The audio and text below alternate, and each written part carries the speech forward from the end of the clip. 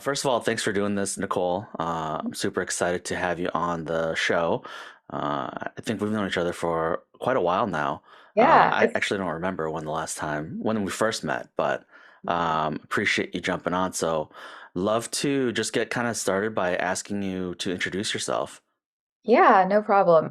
So my name is Nicole Toole. I'm the CEO and founder of Eek-Go. And so we're a mobile application that rewards college students for recycling. Got it, got it. And then, how did you get started on this idea that is now your full-time job and passion?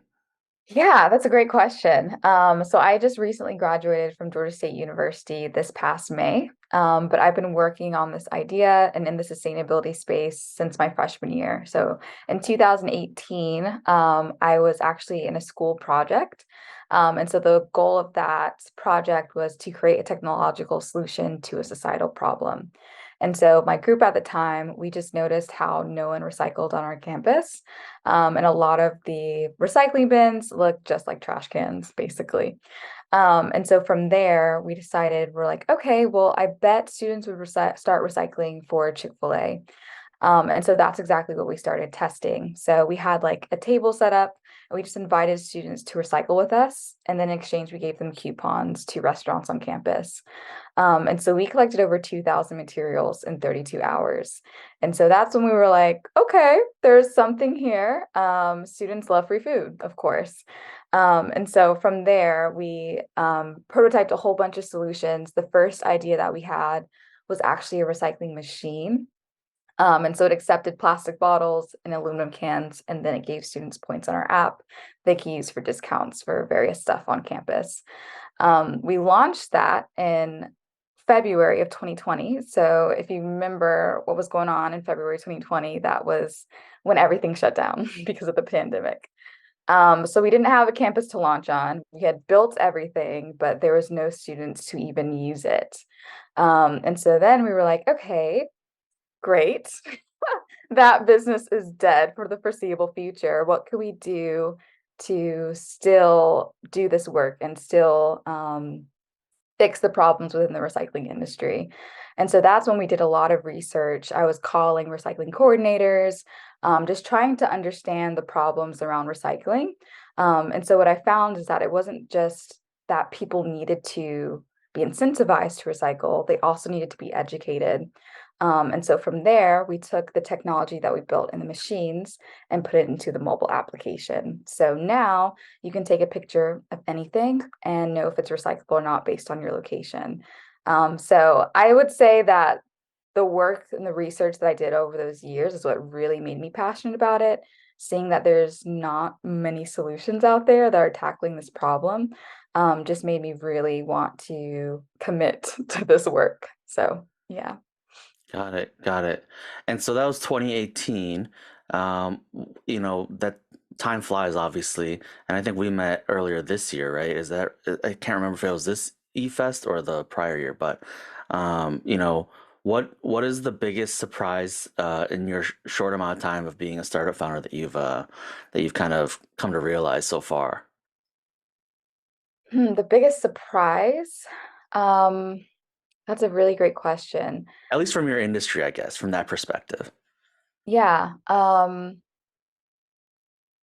think the main thing that surprised me was the lack of innovation in this space. So, I read you can all look at it, the EPA sustainability report for 2020. And so their number one objective was to reduce recycling contamination. And they had like ways that municipalities and universities could tackle the problem. And so they had like flyers and social media and how to be active on social media. And so I just thought that those solutions were pretty, um, there wasn't a lot of innovation there. And so that was kind of surprising to me that there wasn't a lot of people or companies trying to solve this problem, because it is a big problem, but the ways that people are going about it just aren't very conducive to how a lot of people learn things. So, yeah. Got it. And I'm curious, from your perspective, because you've been out there talking to a lot of people on the consumer side, but also on the corporate side, obviously, and partnership side. Do you think that innovation has been lacking because people have just considered it to be a lost cause? Do you think people don't want to change? Do you think that it's just a matter of, this industry is super challenging, so people haven't really given it a fair shot at tackling it? Yeah, I think it's a combination of both. So I think it's a lack of awareness, and it's also a really big problem. So like I didn't realize that, well, I'll start by saying that I think in the United States, we don't see the impact that our waste has on the environment because we're very far removed from it. Like I have no idea what a landfill really looks like unless I look it up. I'm not smelling it when I go outside. So if I throw something in the trash can, it's not something that affects me. So I think it's the lack of awareness that is the bigger piece. And because we don't see the problem, we don't think there is one, when in actuality, it is. So that's something that we're trying to bring awareness to. Um, by actually showing people, what the impact of their waste is and what is the cost of them making the decision to just throw that plastic bottle away and so forth. So I think it's the lack of awareness, but I also know that it is complex as well. Like this is not something that's easily going to be solved by just Right. even our app. There's a lot of different components to it. So I would definitely say that it's the lack of awareness and also just the complexity of the problem as well. So, Okay. So like adding on to that, what has the reception been like when you go to like a college campus or a corporation and propose your solution to them as part of their solution, I suppose, because it can't all just be done with one thing, like you said. yeah, so the reception has been great.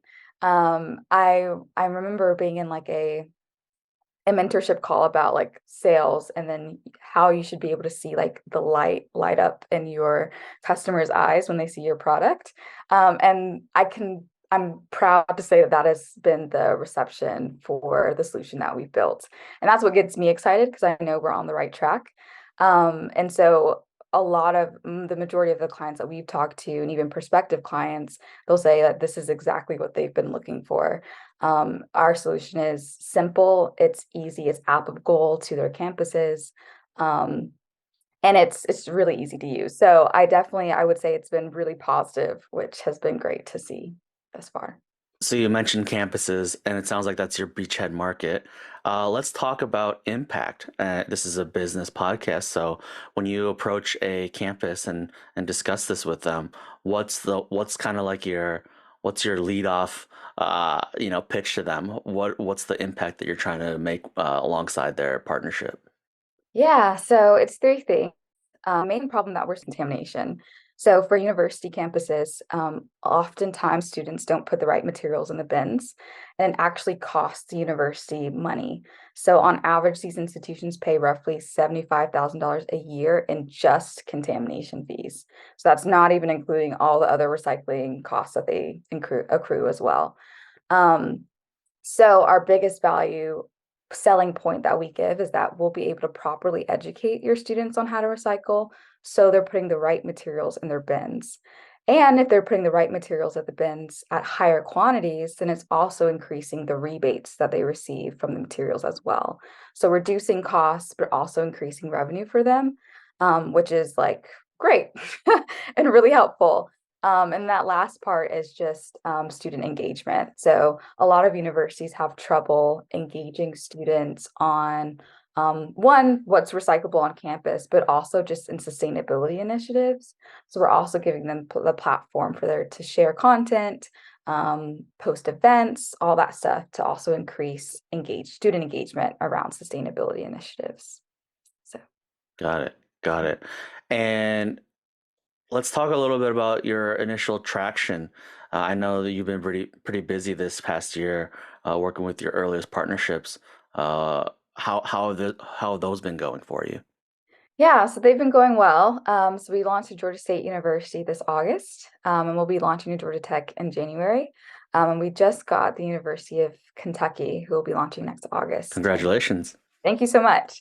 So we're moving fast, and we're looking for a total of 9 universities to launch with us by next August. So Nine more a or nine total? 9 more, Okay. yes. So a total of 12 Okay. is what we're targeting for. So we're seeing really great reception thus far. And what's awesome is that pretty much all of our sales have been through referrals. So we've been doing a really good job as far as making relationships and connecting with universities. So. So, for anyone that's listening to this, what type of folks at universities or corporations should you be looking for an introduction to if they might know someone in their network? Yeah, so anyone who is in the sustainability office, director of sustainability, that's who we love talking to. So if you know anyone in those spaces, we would love to connect. Awesome. So, something that I always like to ask about Mhm. because, you know, as an investor working with super early stage companies, um, you don't have as much um, data to work with oftentimes from like a business revenue perspective. What's your personal leverage? Like, um, what's your secret weapon to make sure that this vision of yours gets to become a worldwide or at least a national reality? Yeah, that's a great question. So there's a lot of things that just run through my mind, but the first thing is my team. I have an awesome team. Not only do we have the skills in this space, but we are the customers of the users of this product. We are recent graduates, and so we know exactly what encourages students to recycle, and the market that the user market that we're currently targeting. So I think that is our secret sauce, and we do have the experience to bring this to market as well, along with the passion and the drive for it as well. So I think that is really our secret sauce. There are competitors in this space. And I think our go-to-market strategy, what we're building in the application itself, really separates us from anything that might come into this space. Yeah, I got you. And I know you're building out some really cool technology as the foundation of this, where you can gather a lot of your information and make the process even better, right? Can you talk a little bit more about the product itself? Yeah, yeah. So right now, when you use the app, you just take a picture like of this glass bottle, and we'll be able to detect the image. It's detect the material itself, and then we'll tell you if it's recyclable or not on campus. And I won't go too in depth on Sure. some of the things that we're adding to this, but we'll be able to detect any material. And so we won't be limited by barcodes or QR codes on the item. We'll be able to detect anything. And so that is really awesome because we don't have to just start in things that you put in the recycling bin. We can go into clothing or technology or a whole bunch of different sectors. So basically, you take a picture of what you want to recycle, we identify it. If it is recyclable where you're located, then we'll give you points for it. And for these points, you get discounts for coffee, sustainable local brands in your community, and so forth. So. Yeah, how has that side of the marketplace been for you in terms of finding potential partnerships on the rewards aspect of it? Have you found a lot of interested parties? And have there been parties that have been interested that aren't traditionally like what you would say like sustainable brands, but they want to do more and give back? Yeah, so we've been focused on the restaurants and companies on the university campuses that we launch on for now. And so we had a really great reception from the local businesses because I really, well, I personally believe it is because of the sustainability vertical that we're creating. A lot of students care about the making responsible and conscious decisions when they're purchasing things. So that's been something that we've been able to offer and be of value to these vendors on our platform. We're still building out. So right now we're planning to launch all of the new vendors in January. So we're currently looking for additional reward partners to be on the platform. Awesome. Awesome. Any recent wins you want to celebrate and talk about? You know, I think as founders, it's very easy for us to take the wins and quickly forget about them and focus on the next mission at hand. So to force the issue and make people talk about successes that they've had. Yeah, I definitely think we were accepted into AWS's Impact Accelerator for Women Founders. So that was awesome because we really needed it. But we've been receiving incredible mentorship and just support from the AWS team. So that's a win that I'm really proud of, and my team's really proud of as well, because we've been working hard for no money for a while. So Yeah, I think I remember we had like one or two meetings after eFest, and I saw Mhm. that come across my feed, and I sent it your way, and I was like, you should take a Mhm. look at this. And Yeah, I'm super glad that that worked out. Do you want to take a second to just kind of maybe highlight the benefits of that program for someone that might be listening? definitely. And so I think the biggest thing has been the network. So everyone knows that network is king and everything. And so they provided us mentors on the technical and business side for the company. And so they've made introductions for us to other universities, potential investors. They've really allowed us to tap into their network extensively. So that's been, I would say, the most helpful thing for our company, in addition to the programming that they provide. So they have a whole bunch of workshops. You can schedule one-on-one sessions with people at AWS. Like they're very open about what you can get and what you need. So I would say those two things have been the most impactful in addition to the money. All right, so let's keep going then in terms of impact. You talk about network. What kinds of folks are you looking for introductions to right now that might be in my network or a network adjacent that might catch this episode? Yeah, so I'm definitely we're always looking for new university pilots to launch on, like I mentioned before. But we're also looking for introductions to investors in the climate space, or just investors who want to be more involved in sustainability, this specific industry. So that's what we're definitely looking for right now. Yeah, if you're an investor and you have the ability to see the impact this has in the future, you should definitely check out Nicole's company here.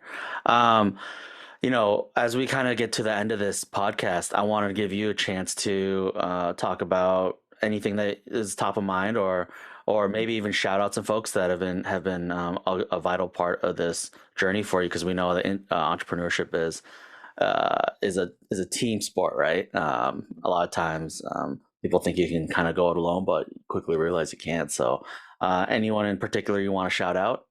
Yeah, no, definitely. Wow, okay, because there's so many people that have helped me in my journey. So I can't pinpoint. I'm just gonna go ahead and pinpoint a We'll few. disclaimer and say this isn't all inclusive.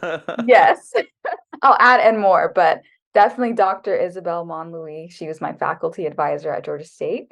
And she was the one who got me to do eFest. So I would not have even Hey, made it there without her. I'll also shout out Mike Williams, who was our first investor.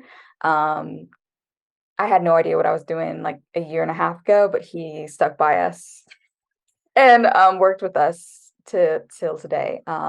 Brent Waters, he's been an awesome mentor. Um, and oh my goodness, there's so many people, but I'll add in more, and you know who you are. And you as awesome. well, Adam, because you've been amazing as well.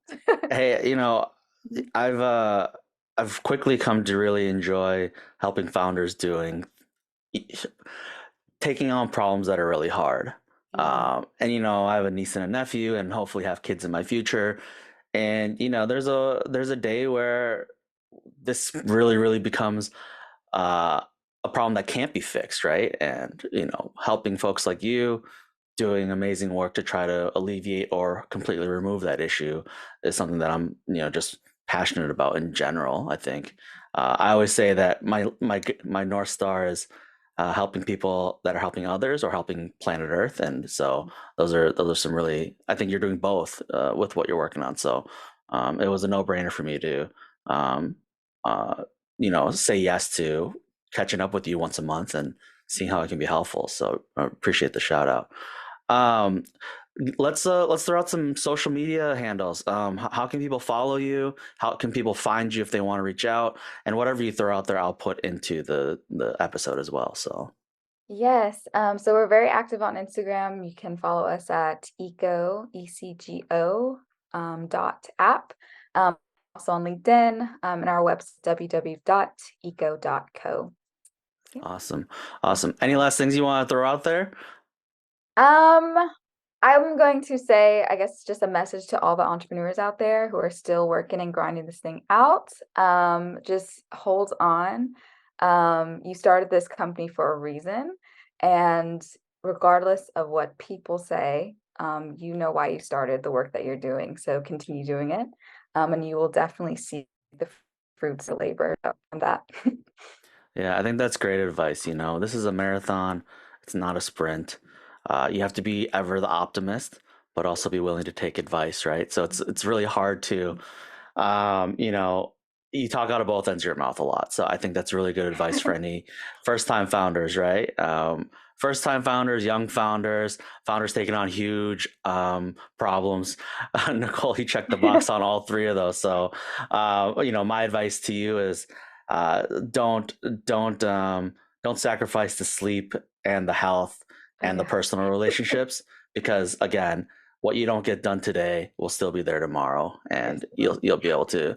I think you'll be just fine. So I really appreciate you jumping on the show with me. I'm so glad that other people can hear your story. I've gotten to know you over the last few months, and it's been fun. So I hope that this will help get you some more introductions in a serendipitous way that helps you, help save the world one bottle at a time. Yes, definitely. And thank you so much. I appreciate it so much. Absolutely, absolutely.